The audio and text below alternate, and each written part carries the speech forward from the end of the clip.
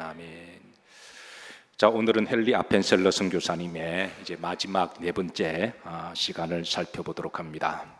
자, 아펜셀러 목사님이 조선에 오셔서 하신 선교 사업 중에 우리는 그동안 네 가지를 살폈는데요. 첫 번째는 교육과 계몽을 통하여 선교를 하셨고, 두 번째는 한국 감리교 최초의 정동 제일감리교를 설립하셔서 복음을 전하셨습니다.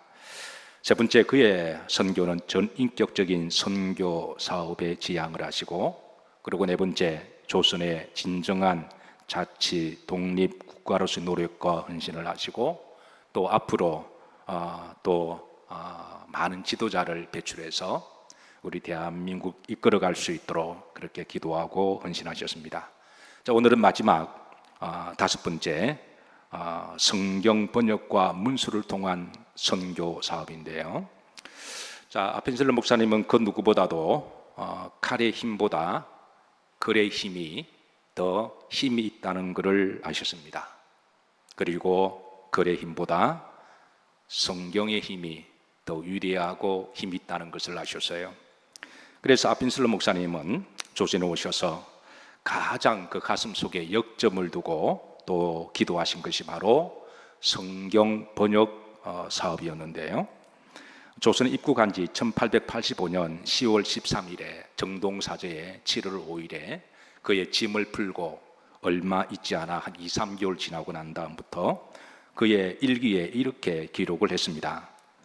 지난 일주일 동안 언더우드 목사님과 공동으로 한국어로 어떻게 신약 성경을 번역할 것인가를 논의했다라고 기록하고 있습니다.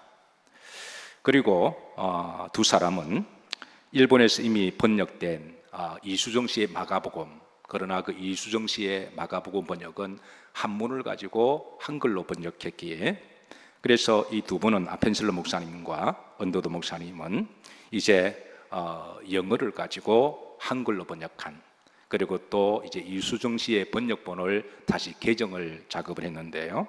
그렇게 해서 1887년에 여름 이제 새로 수정된 개정판 마가복음을 번역을 출판을 했습니다. 당시만 하더라도 조선에는 책을 출판할 수 있는 이제 출판사가 전무했고, 그리고 출판할 수 있는 인쇄 기술이나 기계가 전무한 상태였는데, 이 아펜셀러 목사님이 조선의 문서 선교에 대한 소망의 날개를 달아준 사람이 감리교 선교사 프랭클린 올링거라고 하는 목사님과의 만남입니다. 다음 사진을 보시면 이 올링거 선교사님은 이미 중국에서 16년간 선교사로 활동을 하고 계시는데요. 그가 어떻게 조선을 알게 되었고, 조선의 선교사로 1881년 1월에 조선에 들어오게 됩니다. 이때 그분의 나이가 42살이었고요. 특별히 올링거 선교사님의 선교의 역점은 문서를 통해서, 성경 번역을 통해서 이제 복음을 전하는 선교였는데, 그가 조선에 5년 9개월 동안에 머뭅니다. 그래서 선교를 하는데요.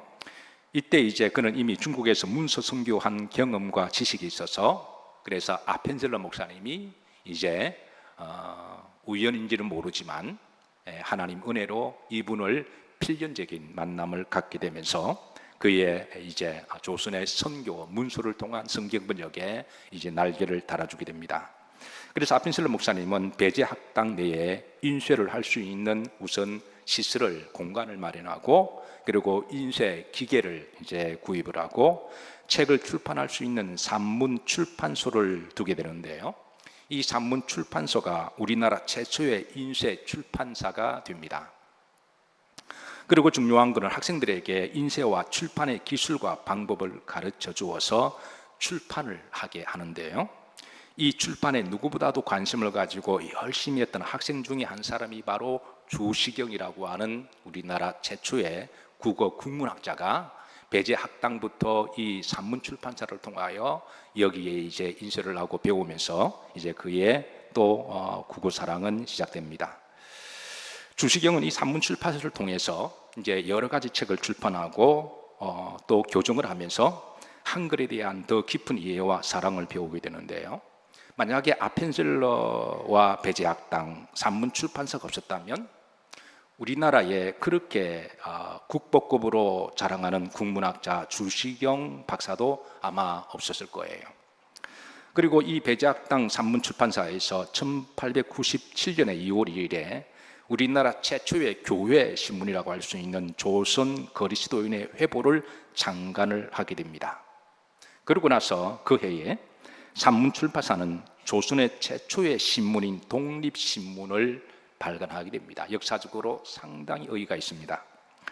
그리고 영문으로 된 한국 잡지인 한국유기와 존 버년의 전로역정, 사민필지를 출판해서 학생들에게 영어로 영어 원서를 보게 하고 또 해외에 외국에 있는 사람들에게 특별히 이제 한국유기라고 하는 역사를 통해서 한국이 어떤 나라인지 그렇게 알려주고 또 선교와 기도를 부탁하게 합니다. 1890년도에는 언더우드와 스크랜턴 선교사님과 함께 성경번역위원회를 조직하고 더욱더 이제 박차를 가하게 되는데요. 자, 다음 사진을 보십시다.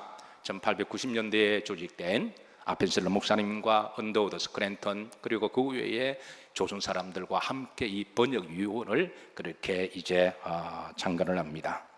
그리고 1890년 그 해에 누가복음서와 로마서를 번역해서 각각 3,000부를 인쇄를 합니다.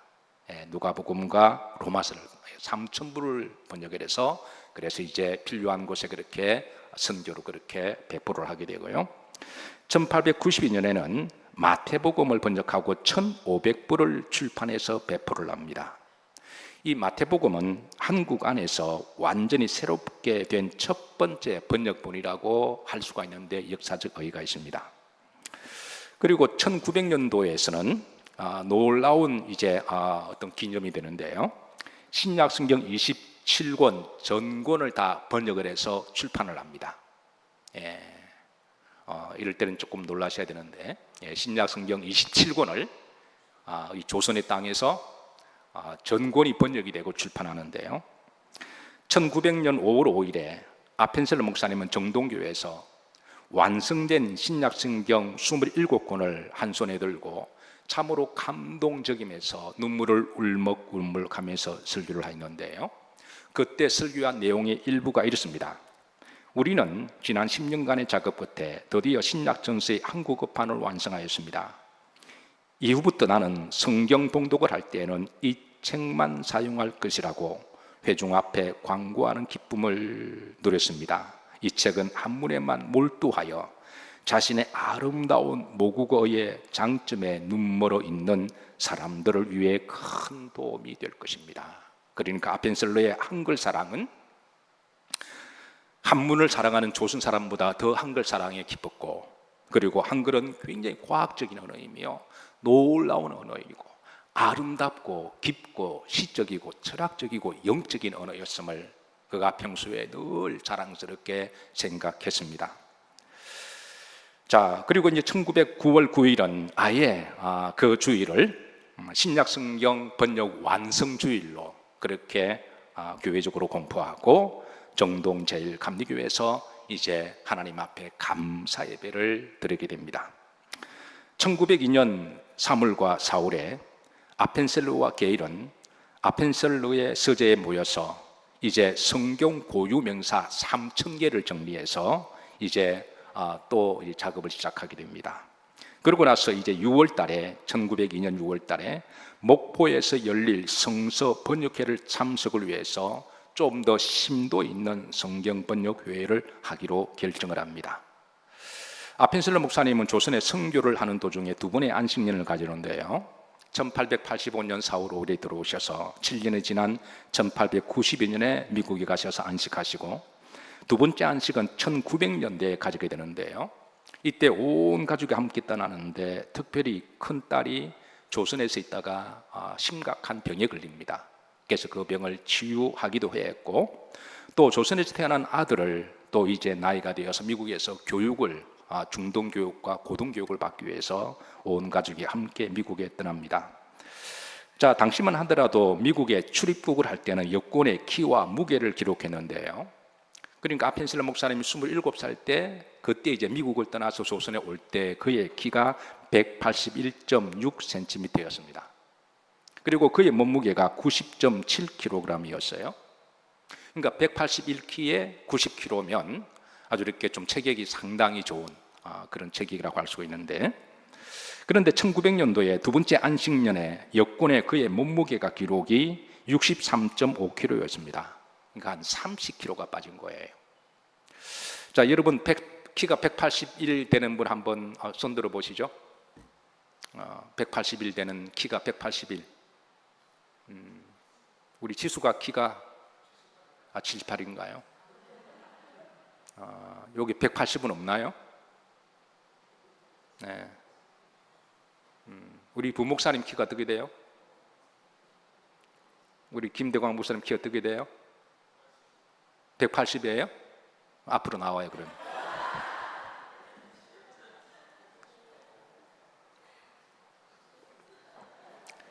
자, 앞으로 나와요. 우리 김대광 목사님은 성격이 참 좋아요. 예. 그래서 사모님 말을 잘 듣는 것 같아요, 내가 볼 때. 가운데 있어요. 자, 참고로 아펜셀러 목사님이 181이니까 우리 목사님은 키가 몇이라고요? 그 정도 돼요. 그리고 아까 아펜셀러 목사님이 조선 오실 때 몇 킬로라 그랬나요? 네, 90킬로라 그랬습니다. 자, 그거 참고하시고, 우리 김대광 목사님 지금 킬로가 어떻게 돼요? 80킬로예요. 그러니까 김대광 목사님보다 10킬로 좀 더 쪘다 그러면 좀 이렇게 덩치가 있다고 보겠죠. 근데 이 아펜셀러 목사님이 다시 두 번째 안식년에 미국 가셨을 때는 그의 몸무게가 몇 킬로라고요? 앞으로 목사님 한 20킬로 빼세요. 인사하시고 들어가요.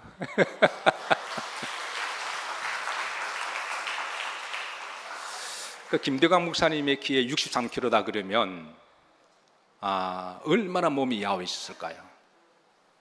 얼굴은 얼마나 피골이 상접했을까요? 그래서 그의 고향에 도착했을 때 아펜셀러 어머님은 아펜셀러를 보고 펑펑 웁니다. 이게 내 아들이냐고. 그래서 그 얼굴을 만지면서 이렇게 야위고 이렇게 해골 같은 얼굴을 보고 그래서 한없이 눈물을 흘렸다고 그럽니다. 그리고 그의 어머님과 주변의 지인들은, 친구들은 친구 아펜셀러 목사가 조선에서 너무 고생하고 탈진이 되어서 이러다가 사람 죽겠다 싶어서 다시는 조선에 들어가지 말라고 그렇게 권면을 합니다. 친구들은 만약 아펜셀러가 미국에 남아서 목회를 원하고 그러면 얼마든지 실력도 있고 그러니까 영성도 있으니까 선교지를 제시를 했는데, 그런데 아펜셀러는 어머님의 간곡한 만류와 친구들의 안정적인 목회 장소를 거절하고 자신은 조선을 사랑하고 주님이 사랑하시는 조선을 보내신 것은 내가 아니라 주님이시며, 그리고 다시 조선으로 돌아갈 말을 합니다. 아펜셀러 목사님은 안식년 중에도 미국의 여러 곳을 다니면서 조선의 선교 활동을 보고합니다. 그리고 조선이란 나라가 있으니까 위에서 기도해주고 특별히 조선의 선교사로 올 것을 그렇게 부탁하는데요. 그는 항상 가는 곳마다 이제 배제학당의 명함을 가지고 나눠주면서 조선 땅에 학교가 세워졌음을 위에서 기도를 부탁하고요, 조선 땅에 하나님의 교회 정동교회가 세워졌음을 그렇게 알리고 기도를 부탁합니다. 그는 선교 보고를 할 때에 항상 조선 선교에 대한 매우 자랑스럽게 보고를 했고, 조선 백성들은 지금 가난하고 어려운 삶을 살아가지만 그 백성들은 순박하고 착해서 그리고 지혜롭고 성실해서 앞으로 잘 배우기만 하면, 앞으로 좋은 지도자를 만나기만 하면 무한한 가능성이 있는 하나님이 택한 민족이라고 그렇게 자랑스럽게 보고를 했습니다. 아펜셀러 목사님은 안식년 중에 가는 곳마다 사람들을 만날 때마다 이렇게 간증합니다. 내 마음은 언제나 조선에 있습니다. 나는 언제나 조선과 조선의 사람과 함께하고 나는 조선에서의 예배를 그리워하고 조선에서 아이들과 교육하는 것을 나는 그리워합니다. 안식년을 마칠 때 즈음에 대해서 이제 아펜셀러 목사님은 미국에 아내와 그 자녀들을 두고 홀로 들어오는데요. 그것은 바로 이제 그 다음에 있을 목포의 성서 번역 회의에 참석하기 위해서기도 해요. 그때도 그가 미국을 떠날 때 그의 어머니와 지인들은 다시 한번 조선에 가는 것을 생각해보라고 만류를 했는데요. 그때 아펜셀러는 이렇게 말을 합니다. 그리고 그의 말이 그의 일기에 기록되어 있는데요.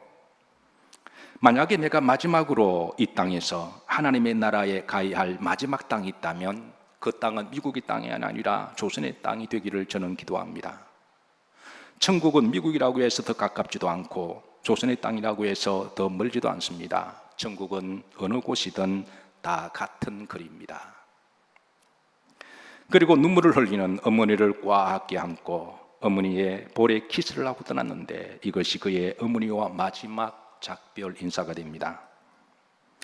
아펜셀러 목사님은 미국의 안식년을 마치고 들어오자마자 다시 열심으로 성경 번역과 문서 사역을 하고 복음을 전하시는데요. 1902년에 아펜셀러 목사님은 목포에서 열리는 성경 번역 유월회에 참석하기 위해서 목표로 떠나게 돼요. 당시에 목표로 가는 길은 이제 인천 제물포 항구에서 배를 타고 목포로 가는 길이 있었는데요. 그래서 인천에 배를 타고 목포까지 갑니다. 당시 아펜셀러 목사님이 탄 배는 구마가와 마루호라고 하는 배인데요. 다음 사진 한번 보시죠. 그가 타고 갔던 이제 이 배의 모형입니다. 아펜셀러 목사님은 이 배에 배제학당 조사 조환규와 도티 양과 함께 탑승을 하고 그리고 목표 출신 여학생 2명과 동승하는데요. 목포 여학생 2명은 이화 학당의 학생이기도 합니다. 참고로 여러분 이화 학당이 감리교 학교인 것은 아시죠? 그래서 이제 매우 밀접하게 이제 감리교와 연관되어 있는데요. 그런데 이 배가 목포 바다를 항해하는 도중에 일본의 상선 기소가와 마루호와 충돌을 하게 되는데요. 당시에 일본의 상선배를 한번 보도록 하십시다. 아주 이게 아펜젤러가 탔던 배에 비하면 크고 강철과 같은 그런 일본의 상선배인데, 자 이렇게 충돌을 하게 되면서 아펜젤러 목사님이 탔던 배가 앞부분이 완전히 망가지면서 가라앉기 시작합니다. 다행히 많은 사람들은 갑판이 올라와서 이제 구명 활동을 하고 있는데 아펜셀러 목사님이 이렇게 둘러보니 함께 갔던 조환규와 도티 양은 보이는데 이호 학당의 그 목포 출신의 그 두 유학생이 보이지 않아서 보니까 그 갑판 아래에서 잠을 자고 있다는 것을 알게 되었습니다. 그러니까 잠을 자는 중에 갑자기 충돌이 일어났고 배가 가라앉는 상황 속에서 주변 사람들은 갑판에서 다 구명하고 탈출하는데, 그래서 주변 사람들도 아펜젤러 목사님에게 빨리 탈출을 하자라고 권면을 하는데 아펜젤러 목사님은 갑판 아래로 내려갑니다.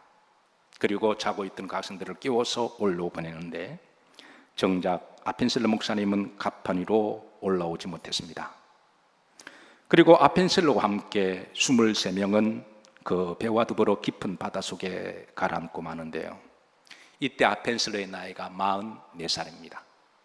27살 때 청춘의 나이대에 건장하고 잘생기고 똑똑하고 그런 하나님의 사람, 하나님이 사랑하는 주의 종 27살에 조선에 왔다가 17년 동안에 정말 열심으로 복음을 전하시고 그리고 이제 44살 때 그는 그의 소원대로 조선의 앞바다, 목포의 앞바다에서 하늘나라로 갑니다.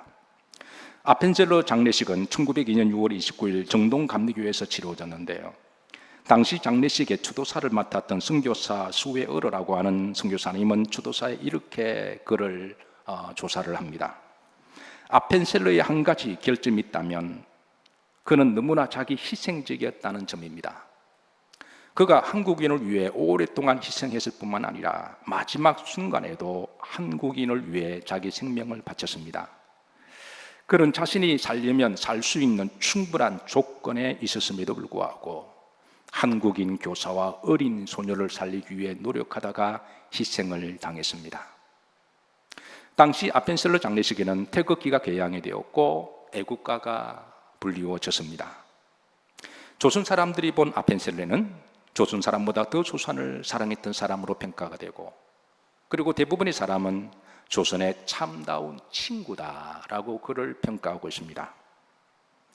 아펜셀러의 죽음의 소식을 듣고 많은 조선 사람들이 애통해하고 슬퍼합니다.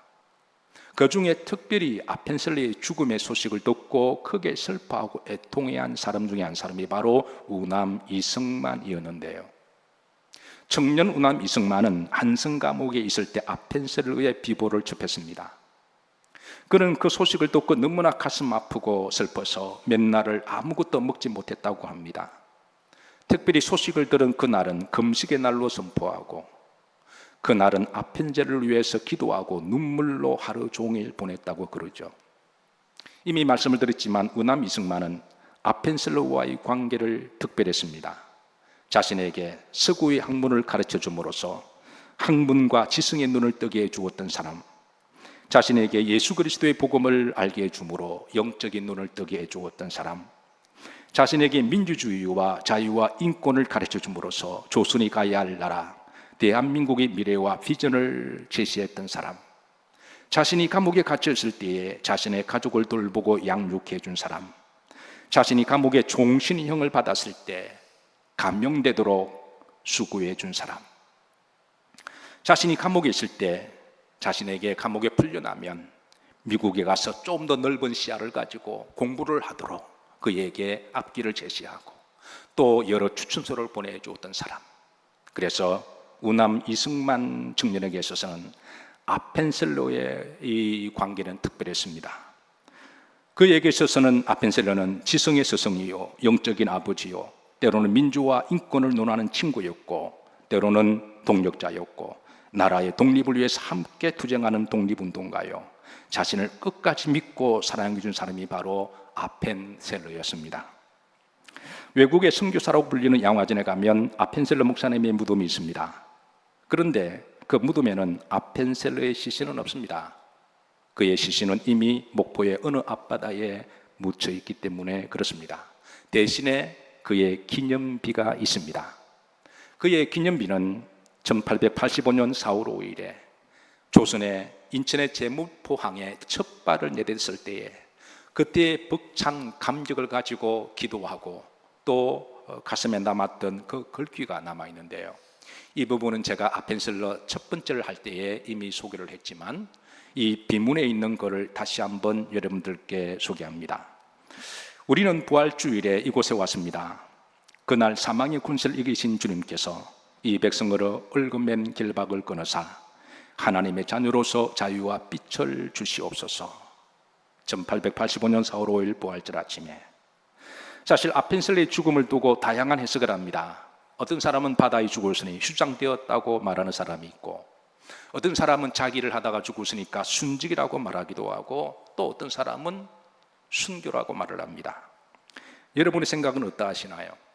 제가 아펜셀러 첫 번째 설교를 시작할 때 제가 의도적으로 이제 이분의 죽음에 대해서 제가 순직이나 순교라는 말을 제가 하지 않았습니다. 그런 마지막 시간에 이제 이분의 그 삶을 조명하고 이제 우리가 어떻게 그분을 평가해야 될 것인가, 그건 여러분들의 목으로 제가 남겨두는데요. 사실 우리는 병으로 죽으면 병사라고 이야기합니다. 길을 가다가 죽으면 뭐라 그러죠? 객사라고 이야기합니다. 일을 하다가 죽으면 순직이라고 이야기하죠. 그런데 복음을 전하다가 주님을 위해서 죽으면 우리는 뭐라고 이야기하죠? 순교라고 이야기합니다. 순교에 대한 정의가 뭘까요? 사전에 찾아보면 이렇습니다. 자신이 믿는 신앙을 지키고 전하기 위해서 죽음을 선택하는 것이라고 되어 있습니다. 그렇다면 자신의 신앙을 위해서 사역을 하다가 죽지 않을 수도 있는데 남을 위해서, 주를 위해서 죽음을 택하는 것, 그리고 주의를 하다가 죽는 것이 순교라고 말할 수가 있습니다. 그렇다면 아펜셀러의 목사님의 죽음은 순직이 아니라 저는 순교라고 믿습니다. 조선 사람들에게 있어서 아펜셀러의 별명은 참다운 조선의 친구였습니다. 실제로 아펜셀러 목사님은 성격이 굉장히 밝았다고 그래요. 그리고 굉장히 젠틀하면서도 유머스러웠다고 이야기합니다. 그가 특별히 조선 사람과 가까워지기 위해서 이렇게 유머를 많이 사용하고 그렇게 다가가서 정말 조선 사람들이 친구가 되기를 원했다고 그래서 그래서 아펜셀러를 아는 사람들은 이 사람은 정말 조선 사람의 친구다, 그렇게 말하기도 했습니다. 요한복음 15장에 보시면 주님은 우리의 친구로 오셨음을 알려줍니다. 친구로 오신 주님, 우리에게 좀 프렌들리하게, 친근하게 먼저 다가오셔서 마음을 먼저 여시고, 때로는 농담도 하기도 하시고, 때로는 웃기도 하시고, 모든 권위를 내려놓으시고 친근하게 다가오셨던 주님께서 이렇게 말씀하십니다. 12절 다 같이 합독하십니다. 내 계명은 곧 내가 너희를 사랑같이 너희도 서로 사랑하라 하는 이것이라. 그러고 나서 그 다음 이어서 하신 말씀이 사람이 친구를 위하여 자기 목숨을 버리면 이보다 더 큰 사랑이 없나니. 주님은 우리의 친구가 되어주시고, 그리고 우리를 위해서 앞으로 목숨을 버릴 친구가 되심을 예고하고 계십니다. 그리고 14절 이렇게 말씀하십니다. 너희는 내가 명하는 대로 행하면 곧 나의 친구라. 다 같이 한번 합독하시죠. 너희는 내가 명하는 대로 행하면 곧 나의 친구라. 그러니까 주님은 우리에게 친구로 다가오셔서 우리의 친구가 되기를 원하시는 주님께서 너희가 내가 명하는 대로 명하면 나의 친구다. 자, 그런데 이것이 원문에 보면 조금 더 친숙하게 기록되어 있습니다. 우리나라 말로 번역하다 보면 이게 조금 뉘앙스가 다른데요. You are my friend if you do what I command you. You are my friend. 그러니까 주님 이미 너희는 내 친구라는 거예요. 그리고 내가 너에게 말하는 대로 행하면 너희들은 내 친구다. 실로 아펜셀러 목사님은 주님의 친구셨습니다. 주님의 친구는 아펜셀러였고, 그래서 아펜셀러 목사님은 친구 대신 주님의 명령을 받아서 조선에 오셨습니다. 아펜셀러 목사님을 보내신 분은 주님이십니다. 그리고 주님은 우리 조선을 사랑하셨습니다. 그래서 주님의 그 명령을 받고 주님의 친구였던 아펜셀러 목사님은 조선에 오셔서 주님이 아펜셀러 목사님에게 친구처럼 친근하게 다가가서 부모주시고 안아주시고 복음을 가르쳐주시고 하신 것처럼 아펜셀러 목사님은 모든 기득권을, 모든 것을 내려놓고 조선 사람들에게 먼저 다가가서 젠틀하면서도 항상 밝은 모습으로, 때로는 농담도 하고, 그래서 함께 이웃집 친구처럼 그렇게 다가와서 복음을 가르쳐 주었고, 그리고 조선을 사랑했고 헌신하셨습니다. 그는 조선 사람을 위하여 한평생 헌신했습니다. 그리고 마지막 목포 앞바다에 한 명의 여학생을 구하기 위해서 그 학생을 대신해서 그는 죽었습니다. 마치 자신이 죽을 줄 알면서도 예수님께서 친구를 위하여 목숨을 버리는 사랑보다 더 큰 사랑이 없다고 하셔서 주님이 친히 십자가에 달려 죽으신 것처럼, 주님이 그렇게 하신 것처럼 아펜셀러 목사님은 충분히 자신이 살 수 있었음에도 불구하고 조선의 친구를 살리기 위해서 그는 물속에 들어가서 순교를 했습니다. 아펜셀러 목사님은 단지 그 한 명의 여학생을 위해 죽은 것이 아니라 저는 조선 사람의 전부를 위해서 저는 순교했다라고 믿습니다. 그는 실로 주님의 말씀대로 살다가 하늘로 간 주님의 친구였고 주님의 종이었고 주님이 보내신 조선을 위한 선교사였고 조선을 위한 순교자였습니다. 그리고 우리는 지금 그 순교의 씨를 뿌린 그 열매를 누리고 살아갑니다.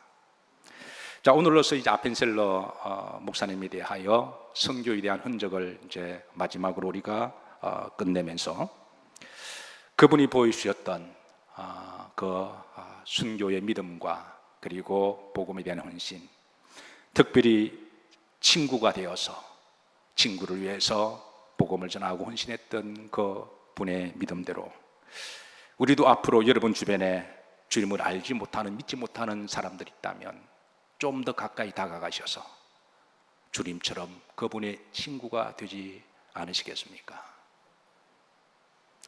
그리고 대한민국이 하나님이 사랑하시고 마지막 시대에 더 귀하게 쓰임 받는 그런 복음의 나라가 되기를 주의 이름으로 기도하고 축복합니다.